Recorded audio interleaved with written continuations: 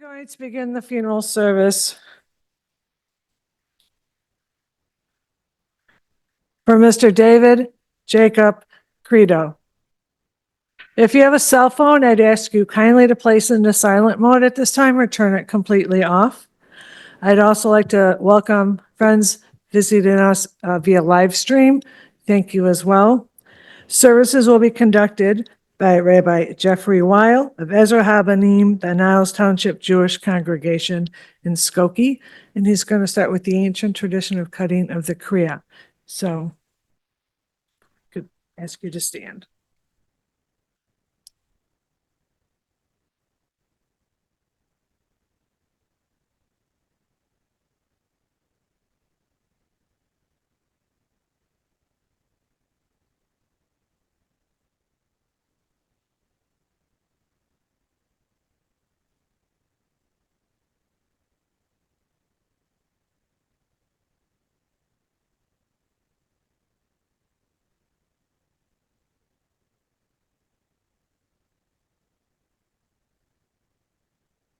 Paul just said the blessing for Kriya. Kriya means tearing, and it acknowledges God as the Dayan Ha'emet, the blessing does, the judge of truth. And that's what our tradition guides us towards doing, to acknowledge God as the true judge, even during sad times, even during really tragic times as well, that we are bidden to acknowledge God in this way, even at times when we might be challenging that notion of God's guiding hand. But this is our tradition, really insists on it, even at the most unlikely times. We begin with the psalmist. Adonai ma Adam v'teda ehu, ben enosh v'techashvehu. Adam lehevel dama, yamav ketzel over, v'boker yatzitz v'chalaf la'erev yimolel v'yavesh. Eternal God, what are we that you have regard for us, and what are we that you would even be mindful of us? We're all of us just a breath. Our days are a passing shadow. We come and go like grass, which in the morning it shoots up and is renewed, and in the evening of our lives, the grass fades and withers. Such is our lives. God, you cause all of us to return unto dust, saying, Shuvu v'nei Adam, return, O mortal ones. Would that we were wise, would that we understood whither we go from here, for when we die, we carry nothing with us, not our riches, not our glory. But God, you say, Shmor tam urei yashar, mark the wholehearted, and behold the upright. Those are the ones who shall find shalom, who shall find peace. Friends, we gather today to remember one who was wholehearted, and he was upright. He was smart and helpful, very much himself, a bit eccentric. David Kredow.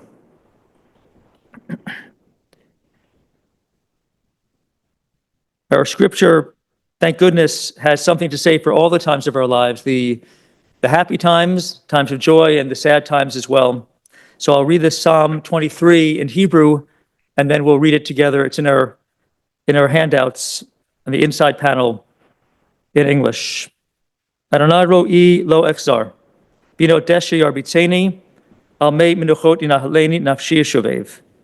Yancheni v'magle tzedek l'man shemo, gam ki elech v'geit salmavet lo irara ki ata imadi. Shivtecha mishantecha hema inachamuni. Ta'aroch lefanai shulchan neged zorai dishanta b'shem roshi kosi ravaya. Aktov v'chesed yudefuni kol yemei chaya v'shafti beveit Adonai la'orech yamim. We read together. The Lord is my shepherd, I shall not want. He maketh me to lie down in green pastures. He leadeth me beside the still waters. He restoreth my soul. He leadeth me in the paths of righteousness for his name's sake. Yea, though I walk through the valley of the shadow of death, I will fear no evil, for thou art with me. Thy rod and thy staff, they comfort me. Thou preparest a table before me in the presence of mine enemies. Thou anointest my head with oil, my cup runneth over. Surely goodness and mercy shall follow me all the days of my life, and I will dwell in the house of the Lord forever.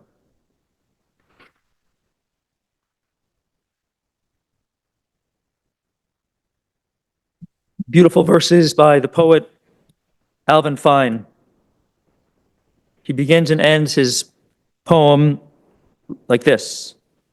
Leida hi reshit uftirat tachlit hachaim kamasahem aliyah kedusha shalav achar shalav. Leida v'ftira v'chaye olam haba. Birth is a beginning, death a destination, and life a journey, a sacred pilgrimage made stage by stage, from birth to death to life everlasting. Well, speaking of journeys, we are now reading in our Torah cycle. We're at the sort of the beginning of the Israelites' journey, their 40-year desert journey or journey through the desert wilderness. And Torah describes as Exodus progresses, Torah describes how the Israelites would employ their specific expertise, their skills, in order to fulfill varying tasks that the nation needed during their wandering. Moses would rely on fellow Israelites to contribute their talents and their time to the efforts. And there was a lot of effort that was required to cross that wilderness, that desert.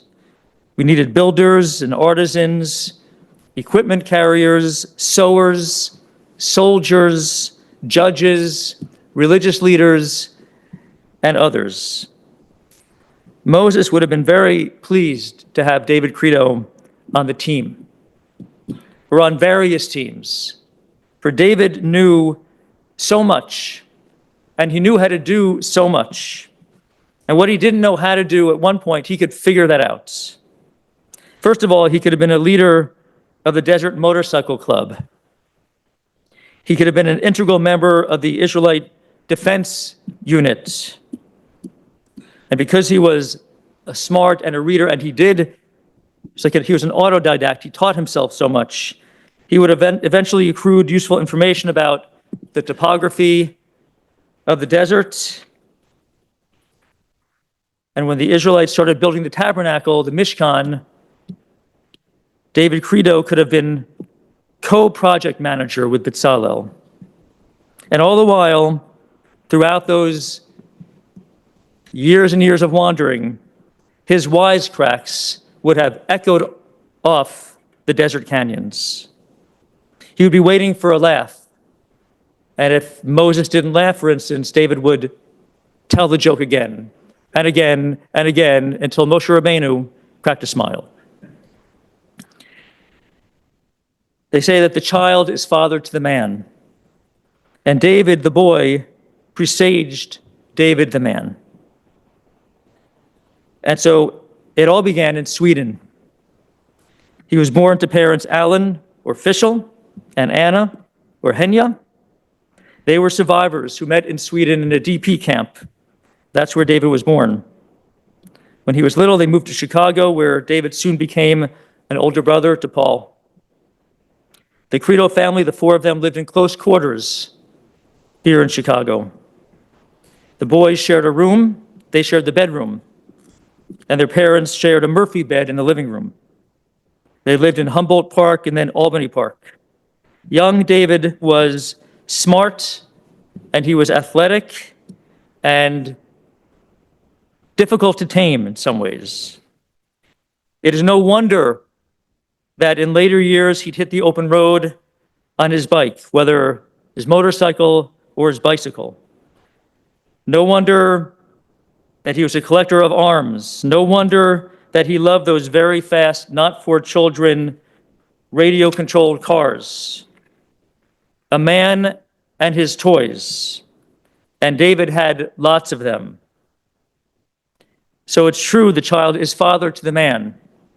But for David Kredow, the child always resided within the man. He carried that childlike sense of fun with him throughout his years. And yet he was also perfectly successful in adult realms of life too. His education, his career. After graduating from high school, he studied chemistry at SIU. This was during the late 60s. Some parents pulled their children from that campus because of all the tumult. David also received a master's in economics at NIU and later an MBA from the Keller School, where he studied project management. His career was very varied.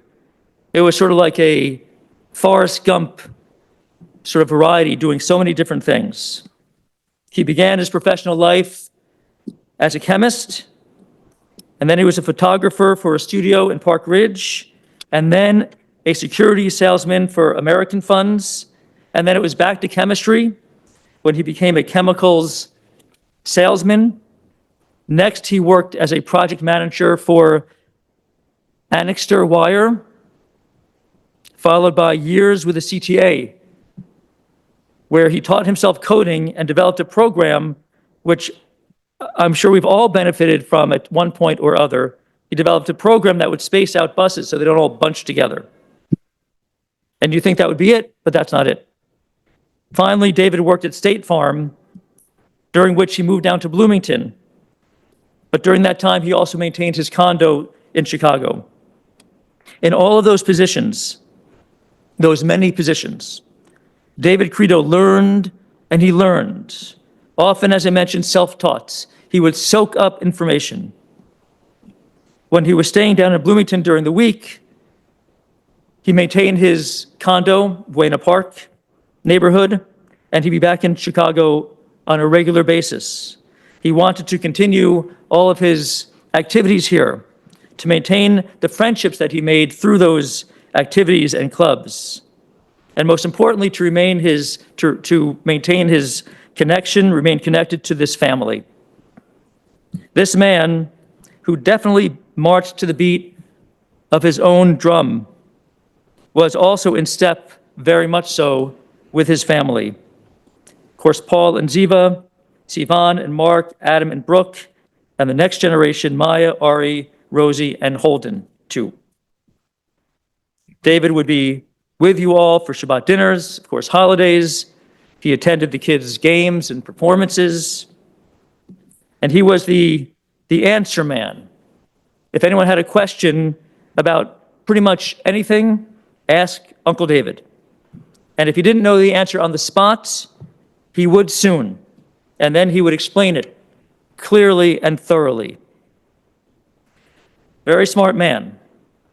As smart as he was, a staid intellectual, I mean, he was intellectual, but a staid intellectual, he was not. He was boisterous. He made jokes loudly, some of them appropriate. If you didn't find a comment particularly funny, or perhaps not suitable for a particular time or occasion, David was undeterred. He would repeat it, as I alluded to before, he'd repeat it until someone laughed. That is, someone other than himself. He was that boisterous guy, that boisterous, funny guy, saying kind of like whatever would come out, from boyhood until the very end. Really the very end. He recently changed his outgoing message. Can I say that? Beep. If you're looking for David Kredow, too bad, because he's dead. It's kind of amazing that towards the very end of his life, he had the, let's say, strength, koach, to make such a joke. His body was failing, but he was really, truly made of very strong stuff. He was a man of action, from hitting the road with the highway riders to hitting the slopes in Europe and more. He's definitely someone who was dedicated to his interests. And I love that, by the way, his interests included great rock and roll music. We heard White Room by Cream and In My Life by the Beatles as we were gathering here today. In his life, he was also, in addition to pursuing his own interests, he was very much attuned to your needs. Whatever it was, he did not say no. He assisted, he helped out financially, if that was needed, with an open heart. He babysat your dogs and took in cats. He could recommend stocks. And because he felt deeply connected to his parents' generation, the generation of survivors, he carried that torch forward by serving as a docent at the Illinois Holocaust Museum. David was also connected to the next generation, to the future, and he insisted, despite his increasing physical weariness and weakness as his illness progressed, he insisted on accompanying you, his family, undertaking the trip for Maya's bat mitzvah in June 2023 to Israel and then to Paris. He toughed it out, and he was proud to have done so. He told Paul shortly before he died, "At least I made it to Maya's bat mitzvah." It's beautiful. Friends, as he accompanied you, you really accompanied him. Paul, you, of course, first and foremost, a devoted brother. You never knew a day of your life without David until the last couple of days. And so it's a significant loss. It's a loss for all of you. You, family, friends, provided David Kredow with important dimensions of life: family, friendship, a sense of belonging, support. David Kredow certainly marched through his 74 years uniquely. He did it as David Kredow. He charted his own path, his own derech, a path full of adventure and travel, of learning and reading, helpfulness and humor. May that unabashed uniqueness and devotion to those he loved always be an inspiration to you. Zichrono livracha, may his memory always be for blessing. Amen. My honor first to call forward niece and nephew, Sivan and Adam.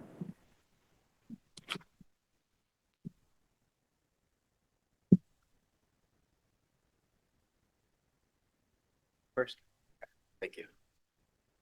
All right, before I pass out. Thank you. Okay. We're going to probably touch on a lot of the similar notes that the rabbi just said and between all three of our conversations. So where do I begin? What can I say about David that he already hasn't told you in extensive detail himself? It would not honor David without bringing a little bit of humor to the room.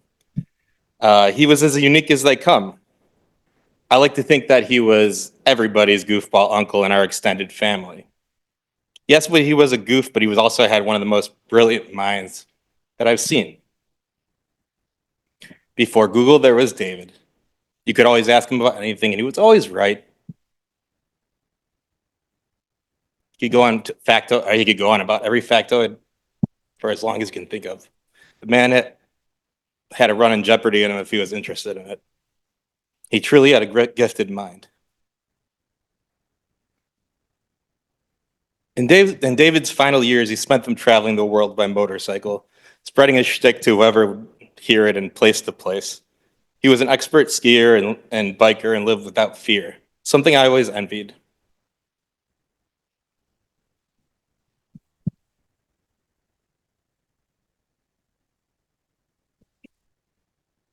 He did the things he wanted and rarely looked back in regret. I'm going to skip a little few things because I don't think I can do that. So in David's spirit, let's try not to cry and laugh instead, because that's what he would have wanted. Please remember him for the goofball intellect that he was. And thank you all for coming.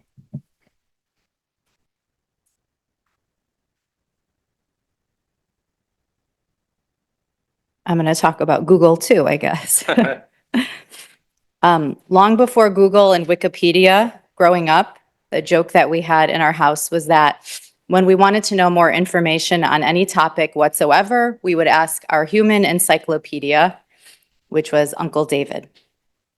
I always knew that David would not just have an answer to a random science or history question, but would know detail upon detail as in-depth as any expert. I think I asked several times as a kid if he was a genius. Because of his knowledge and talent, he would engage with anyone about their topic of interest, and it would become his passion too.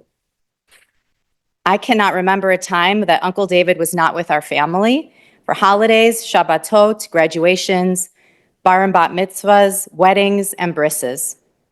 Every life cycle event, he was by our side, a constant supporter. And now we are at a life cycle event for him.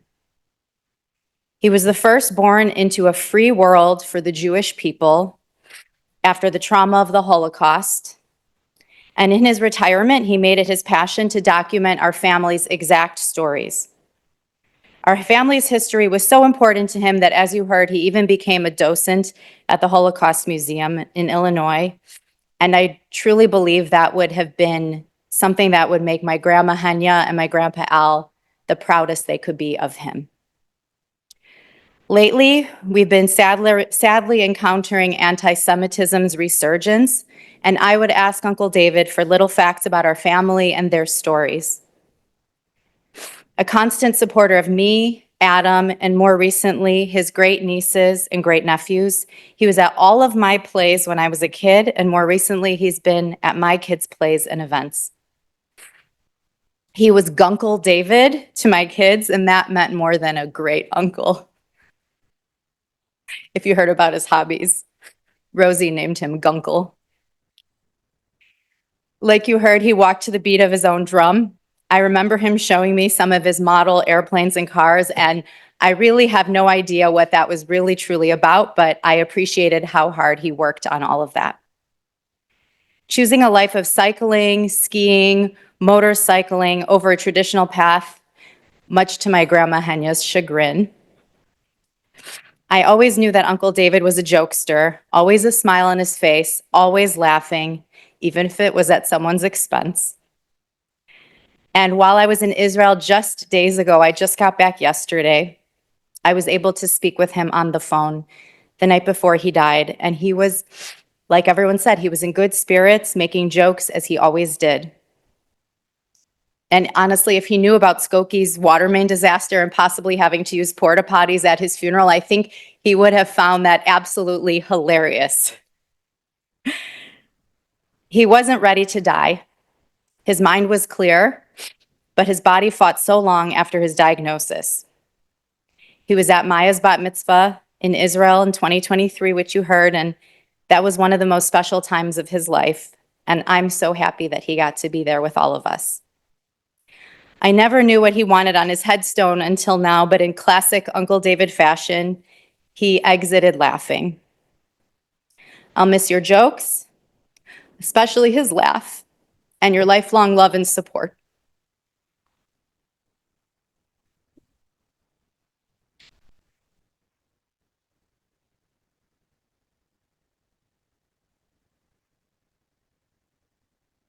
Thank you so much, Sivan and Adam.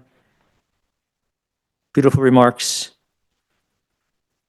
Honored to call forward now David's brother, Paul.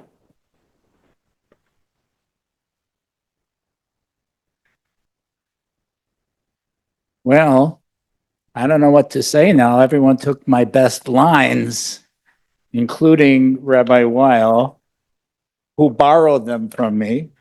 But I'll have to edit this as I go. Anybody, I had a revelation last night. Anyone watch Young Sheldon? Any hands here watch Young Sheldon? The analogy is young Sheldon was David, and I was the emotionally intelligent sister Missy. That'll give you a perspective of our lives together. I want to say something about, say a few things. Losing a sibling is more difficult than losing a parent. We expected our parents to die, but never expect a sibling to die. No one on this earth has known me for my full 72 years except David. There was always David. My brother was 2.5 years older than me, so he was my first playmate, my first friend, my first role model, and my best friend for many years. He was Davy and I was Paulie. Siblings hold memories for each other and rely on each other to fill the memory gaps. Losing a sibling is like losing part of yourself. I learned so much from David. Our parents were Holocaust survivors, so we really didn't experience a natural death of a family member until I was 33 years old when Uncle Sal died in 1985. We grew up without any grandparents as our families were decimated during the Shoah. Our aunts and uncles were the oldest people we knew, and they were only in their mid-40s when we were little. Our extended family consisted of other survivors and their families. Despite having such a small family, we always had crowded dinner tables with other survivors, especially those who had less family than us. In honor of our role as children of Holocaust survivors, I'd like to say a few comments in Yiddish before I proceed. Mein älter Bruder has gewesen a gitte Neshima. Hat gewesen der erste von Henja und Alter Fischl Kredow, geboren in Schweden. Hat gekommen mit meinen Eltern auf ein Schiff in 1951 in Ellis Island. Hat gekriegt verschiedene Nummern als ein Engel. Stell dir vor, Jankel David, die kleine Tafel, David the Dybbuk und Wilde Chaya. So people understand something. Hat gewesen ein von der letzten Menschen zu reden Yiddish mit mir. Anyone want a translation of the whole? Okay. My older brother David was a good soul. He was the first born to Henya and Alter official Kredow. He was born in Sweden and came to America on the ship in 1951. He received various nicknames as a young child, such as Yankel David, the Kleiner Tavel, which means the little devil, David the Dybbuk, which is David the demon, and Wilde Chaya, which everyone seems to know. He was one of the last people with whom I could speak Yiddish. My brother David was quite an intelligent and funny person who never bragged about his intellectual acumen and was truly the smartest person I ever knew. As a child, the scales were weighted with David being superior at almost everything he chose to do. As my older brother, he never went easy on me or bent the rules. It always seemed to me that he knew everything, and with this statement, I kid you not. I would sometimes look up things to stump him, but he was always right, and he went through great lengths to prove that he was.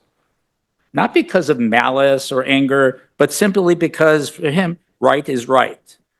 Growing up, our kids called him Uncle Encyclopedia, and we all like to say before there was Google, there was David. He always kept on my toes, and because of him, I strived to be better and more accomplished and smarter. We were both masters at Trivial Pursuit, and once he and I took on 10 people after a Shabbat dinner. We only lost because neither of us were sports aficionados. Like David, I like a sport that I could do myself, like running, biking, or swimming. Rather than being an observer in life, he was a participant, as was I. Now you hear the truth. David had a risk-taking side to him, which made our childhood both fun and a bit dangerous. I was his test subject for every crazy thing that we did. He taught me to ride a bicycle at age 7 and to drive a car in the old Orchard parking lot even before I got my permit. In the days before there were bicycle trails, David would lead us on bike rides through the forbidden wooden trails of Gompers Park to LaBelle Woods in Albany Park. We would put pennies on the railroad tracks to stretch them out and ran away just before the train passed. We thought the loud horn of the train was to please us, but it was really a frantic engineer thinking he was going to kill some kids.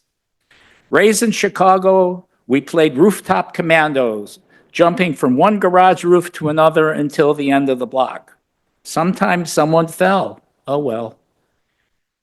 In the winter, we went skitching, holding onto cars' bumpers in the snow, and we used our feet as skis.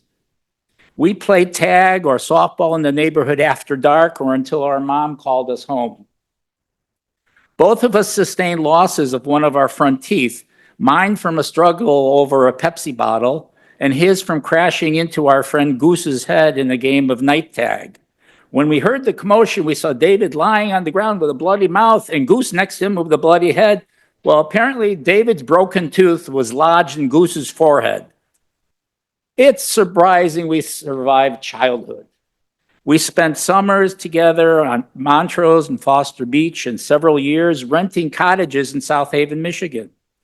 We were very mischievous boys, he more than I. We blew things up. We made bottle rockets. We created blow torches from the propellant of our mother's hairspray and melted plastic soldiers to the kitchen floor and set fire to the kitchen curtains. We rode our bicycles from Albany Park to the lake and even downtown. We shot arrows in the air to see where it land, often jumping out of the way just in the nick of time. We rode the L to the end of a line at Englewood because David. We played with dangerous and toxic materials at the dump of the high school across from our house because it was fun, including breaking thermometers to get to the liquid mercury. We played with it and we didn't know we were poisoning us. In short, my brother and I were the reason that he developed child neglect laws. Our parents had grocery deli stores in the Lakeshore area, and we were there. So we were on our own at home from 8 until 8 or 9 o'clock when our parents returned from the business. Don't get the idea that my parents were neglectful. They put Aunt Rose in charge of us from her return to work from the sweatshop at Hartschaffner and Marks until they came home.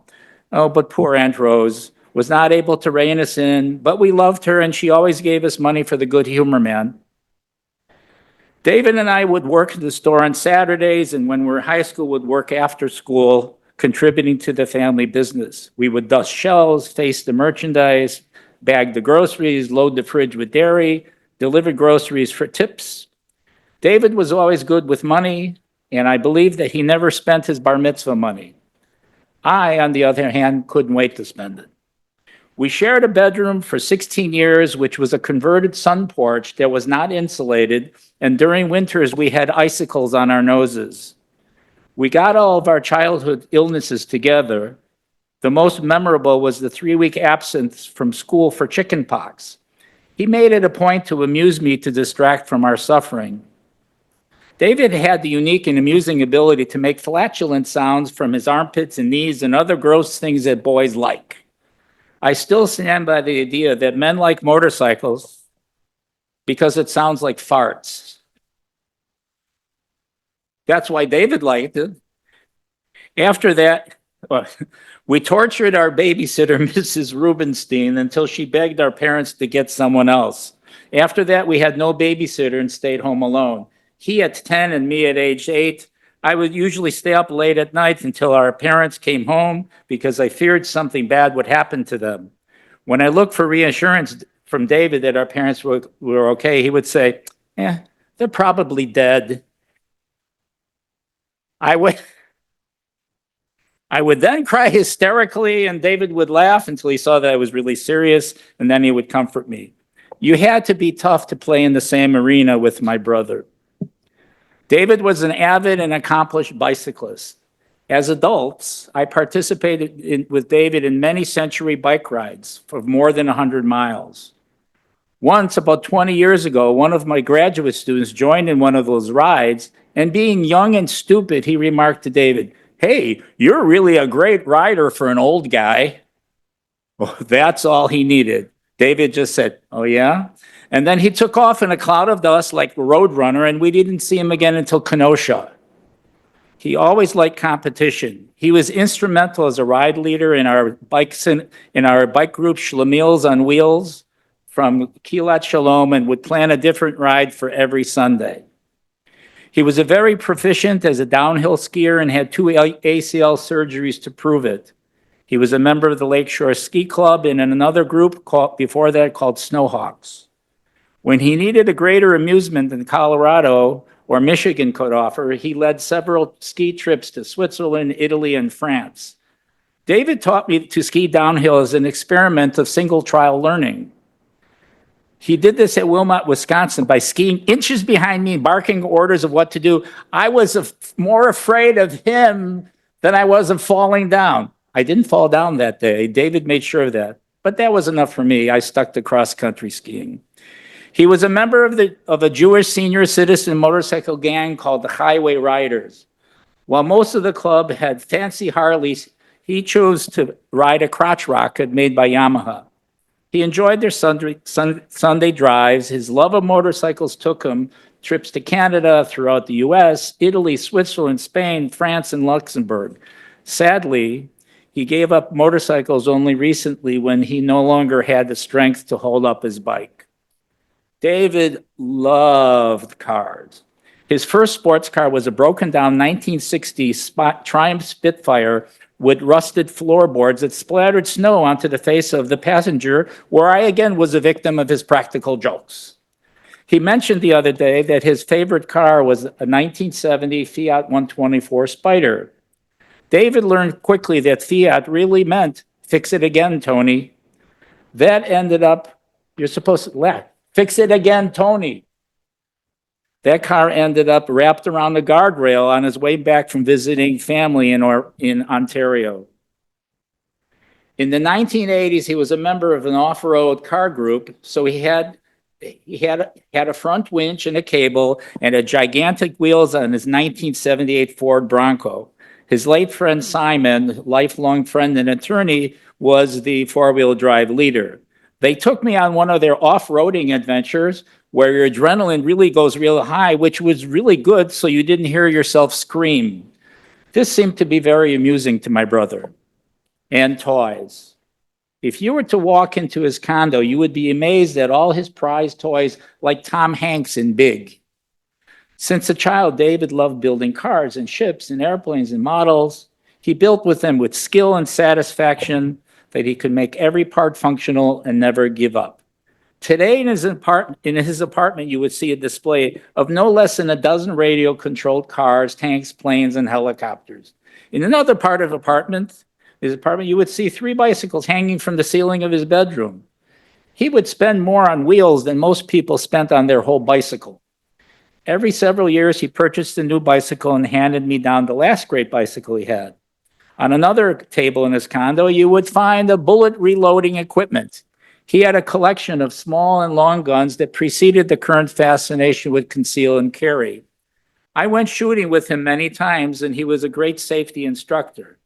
He was a perfectionist about his toys and took immaculate care of every beloved possession. Not so much with the rest of his apartment. He had piles of paperwork stacked everywhere, but he knew where everything resided. There was a method to his madness, but he didn't clue me in. He is lucky that the Board of Health didn't condemn his apartment or fine him. I know how it was to live with him in the same room for 16 years. It was quite the experience. My side of the bedroom was neat and clean, and his side looked like it was struck by a tornado. He hated it when I touched his stuff, so I refrained from handling his things unless I wanted to piss him off. I knew that it meant a knuckle sandwich, but it was worth the pain. David was an economic whiz and was very wise in the stock market. He got a BA in chemistry, another degree in economics, an MBA in project management. With his uncanny ability to learn and master complicated information, he was determined and never gave up. As Rabbi mentioned, he was a chemist, a photographer, and he worked an illustrious career. And actually, the last job he had at State Farm, he was hired as a 1099 contract employee for a contract of 1 year, but he was indispensable to them, and he stayed for 10. David was a permanent fixture at our Shabbat table, where he would drive from the city to Highland Park.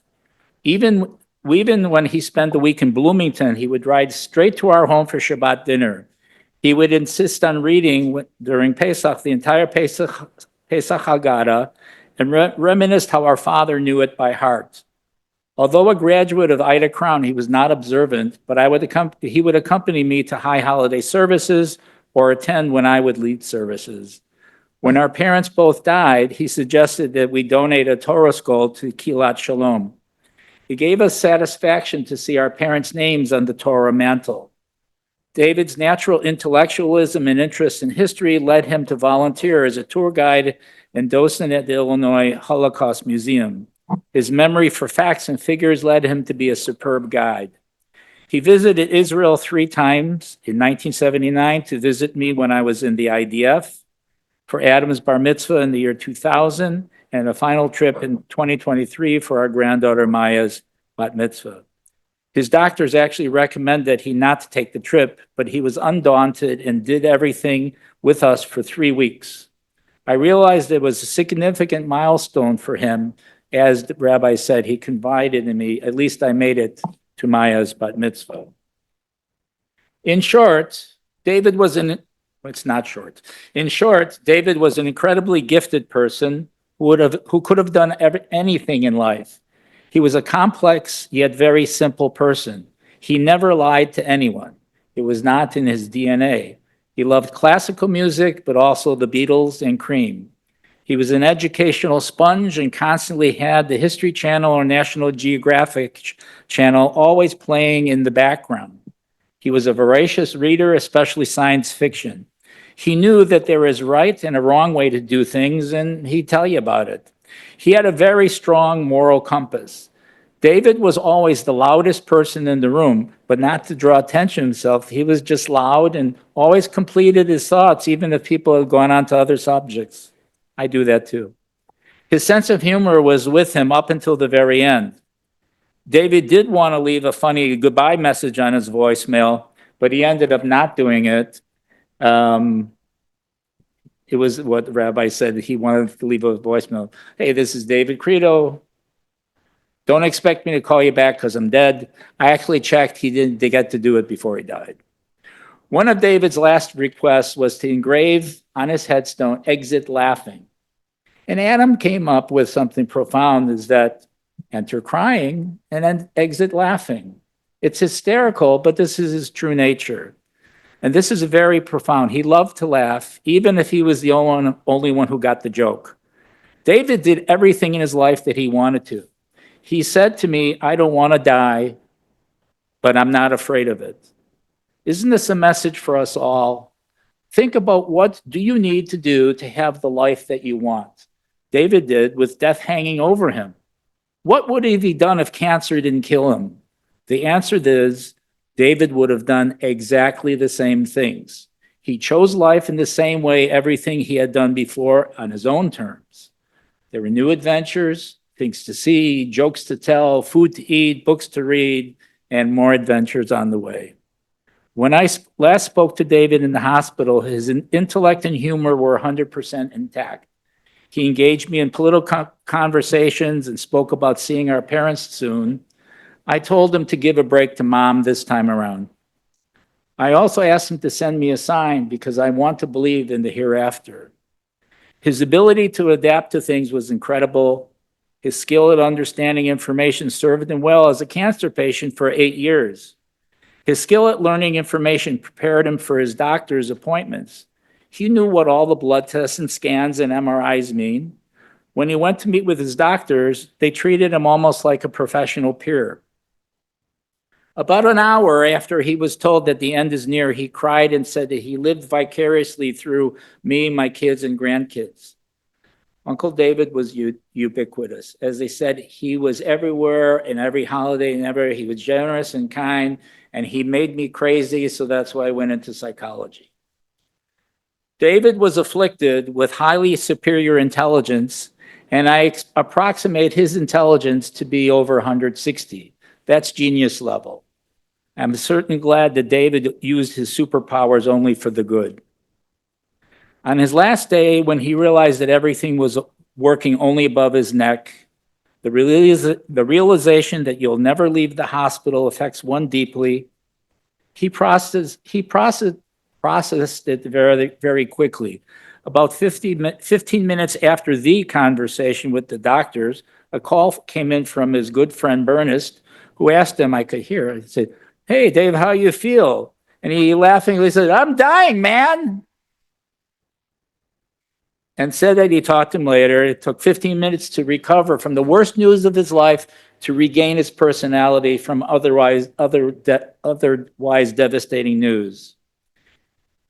He said, I understand everything. My thoughts are clear. My humor intact, but my body is quitting. David was a character and was eternally optimistic.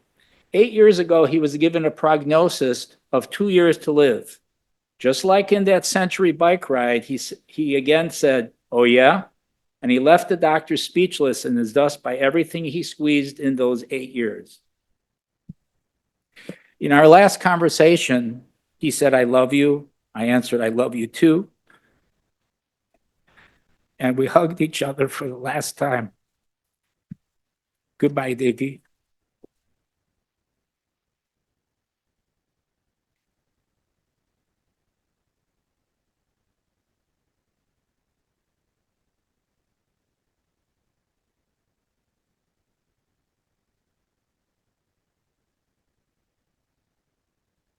That's a gorgeous tribute, Paul. Thank you.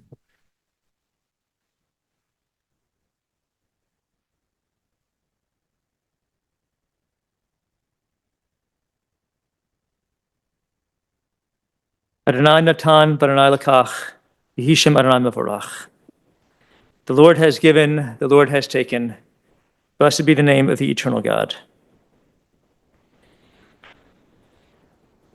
And so, O God, into your care we entrust the spirit of David Kredow. For you keep faith with your children in death as in life. Sustain us, O God, that we may meet with serenity the mysteries that lie ahead for us. Knowing that when we walk through the valley of the shadow of death, you, O God, will be with us. As a loving friend in whom we put our trust, you are the light of our lives and our hope in eternity. We rise for the memorial prayer, the El Molei Rachamim.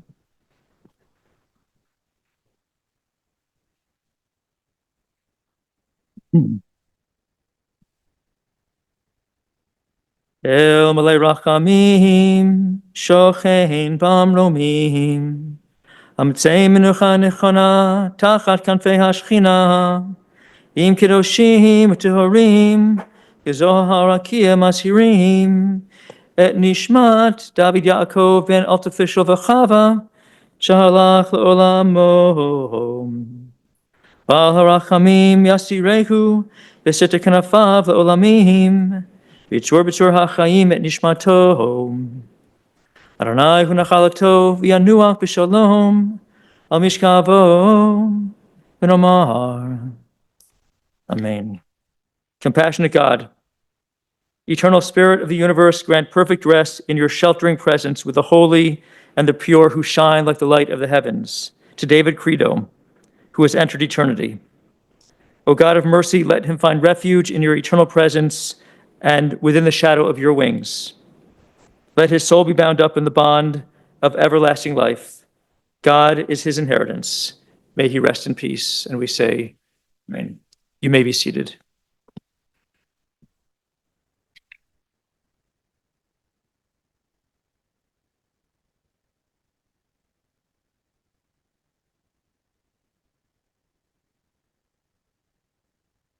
This does conclude the service here in the chapel. The family will be receiving condolence calls at the Kredow residence, 12 Turnbull Woods Court in Highland Park, immediately following the interment today until 9 p.m.